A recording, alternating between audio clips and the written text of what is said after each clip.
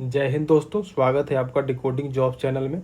इस वीडियो में हम लोग पॉलिटी की एक टॉपिक अंतर्राज्यीय परिषद की चर्चा करेंगे। हाल ही में यह चर्चा में बना हुआ था। तो सबसे पहले इसमें हम लोग आगे क्या चर्चा करने वाले हैं उसको देख लेते हैं। पहले चर्चा में क्यों है इसको देख लेंगे, इसका गठन कैसे किया जाता है, कार्य क्या होता है इसका, और इसका जो संरचना होता है उसको देखेंगे। और इसके अंदर एक अस्थायी समिति होती है, उसके संरचना को भी देखेंगे। इसके सचिवालय के बारे में जानेंगे और अंतर्राज्यीय परिषद का क्षेत्रीय परिषद से क्या भिन्नता है इसको भी देखेंगे हम लोग। तो सबसे पहले देखते हैं चर्चा में क्यों है। हाल ही में तमिलनाडु के मुख्यमंत्री, तमिलनाडु में है जो द्रविड़ मुन्नेत्र कजगम यानी कि डीएम की सरकार है, जो कि एक क्षेत्रीय दल है यानी कि राज्य स्तरीय पार्टी है। इसके मुख्यमंत्री हैं तमिलनाडु के MK स्टालिन। तो इन्होंने एक पत्र लिखा है प्रधानमंत्री को कि अंतर्राज्यीय परिषद की बैठक वर्ष में 3 बार आयोजित करने के लिए आग्रह किया है। और एक बात और कहा है कि जो राष्ट्रीय महत्व के जो विधेयकों को संसद में प्रस्तुत किया जाता है उससे पहले उसको परिषद के समक्ष रखा जाना चाहिए। इससे क्या होगा कि सहकारी संघवाद की भावना मजबूत होगी, ये इनका मांग है। ठीक है, तो देख लेते हैं इसका अंतर्राज्यीय परिषद में बैठक कितनी बार हुई है। तो पिछले 6 वर्षों में केवल 1 बार इसकी बैठक हुई है।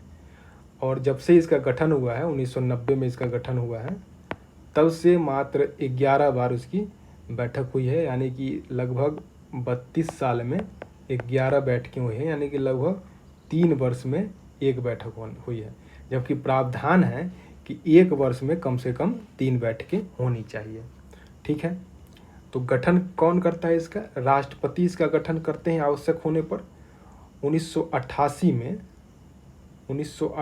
में सरकारिया आयोग ने इसके गठन का सुझाव दिया था, अंतर्राज्यीय परिषद के गठन के लिए सुझाव दिया था।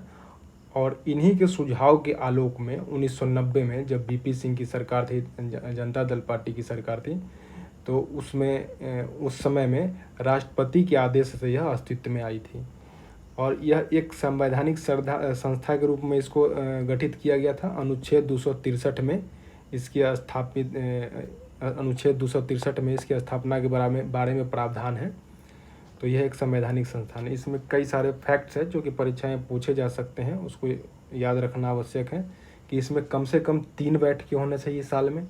गठन जो है राष्ट्रपति करते हैं। 1990 में, मई 1990 में इसका गठन किया गया था। किसके सुझाव पर या सलाह पर? सरकारी आयोग के सलाह पर। और किस अनुच्छेद में है? अनुच्छेद 263 में है और एक संवैधानिक संस्था है। ठीक है, आगे देखते हैं इसके कार्य क्या है। कार्य है इसके राज्यों के मध्य जो विवाद उत्पन्न हो जाते हैं उसकी जांच करना और उसके बारे में सलाह देना। उन विषयों की जांच करना और चर्चा करना जिनमें राज्य अथवा केंद्र शासित प्रदेश का राज्यों या केंद्र शासित प्रदेशों का समान हित या साझा हित हो। यानी कि अगर राज्य और राज्य के बीच में कोई समान हित हो, या केंद्र और राज्य के बीच में कोई हित हो, या फिर केंद्र और केंद्र शासित प्रदेश या राज्य या केंद्र शासित प्रदेश के बीच में कोई ऐसा मुद्दा हो जिसमें समान हित होता हो, तो उसमें जांच करना और उसके बारे में चर्चा करना कि क्या उसका समाधान होगा। इसके बाद है कोई नीति बनती है तो उसके क्रियान्वयन में बेहतर समन्वयन के लिए भी जो है संस्तुति की जाती है, सुझाव दिए जाते हैं। और परिषद जो है किसी भी प्रकार का, जो कानूनी हो या गैर कानूनी, उसका जो है उस पर विचार कर सकती है और निष्पादन कर सकती है। बस इसका कार्य जो होता है वो सलाहकारी प्रवृत्ति का होता है। ठीक है, न कि न्यायालय की तरह अनिवार्य जैसे निर्णय होता है। जो सुप्रीम कोर्ट का जो भी फैसला होता है राज्यों के बीच में विवाद के संबंध में, तो वो बाध्यकारी होता है, वो मानना होता है। लेकिन यह जो है सलाहकारी प्रवृत्ति का होता है। अंतर्राज्यीय परिषद का सलाहकार केंद्र या राज्य या केंद्र शासित प्रदेश इनके सलाह को मानने के लिए या ना मानने के लिए बाध्य नहीं होते हैं। ठीक है, अब इसका संगठनात्मक संरचना है। अध्यक्ष इसके कौन होते हैं? प्रधानमंत्री होते हैं। और सदस्य कौन कौन से होते हैं? सभी राज्यों के मुख्यमंत्री और वैसे केंद्र शासित प्रदेश जहाँ पर विधानसभा है उनके मुख्यमंत्री शामिल होते हैं। और जहाँ विधानसभा नहीं है उसके प्रशासक शामिल होते हैं, वैसे केंद्र शासित प्रदेश के। और जिस राज्य में राष्ट्रपति शासन लगा हो वहाँ के राज्यपाल शामिल होते हैं।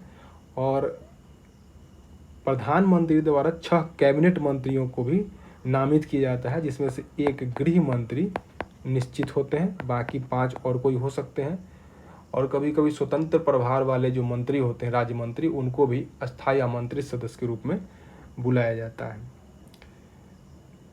इसमें एक अंतर्राज्यीय परिषद की अस्थायी समिति होती है, इसका गठन 1996 में किया गया था।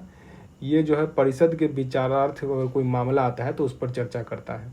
इसके जो अध्यक्ष होते हैं, अस्थायी समिति के जो अध्यक्ष होते हैं, उसके अध्यक्ष केंद्रीय गृह मंत्री होते हैं और 5 कैबिनेट मंत्री इसके सदस्य होते हैं। साथ में 9 मुख्यमंत्री जिनको नॉमिनेट किया था वो इसके सदस्य होते हैं। जैसे फिलहाल में अभी जो है बिहार, आंध्र प्रदेश, असम, गुजरात, महाराष्ट्र इत्यादि राज्यों के मुख्यमंत्री इसके सदस्य के रूप में हैं। और सचिवालय भी है इसका एक, इसकी स्थापना सचिवालय को 1991 में की गई थी। और सचिवालय का जो प्रमुख होता है वो भारत सरकार का एक सचिव होता है। और 2011 से ये जो सचिवालय अंतर्राज्यीय परिषद का, वह क्षेत्रीय परिषद के सचिवालय के रूप में भी काम कर रहा है। ठीक है।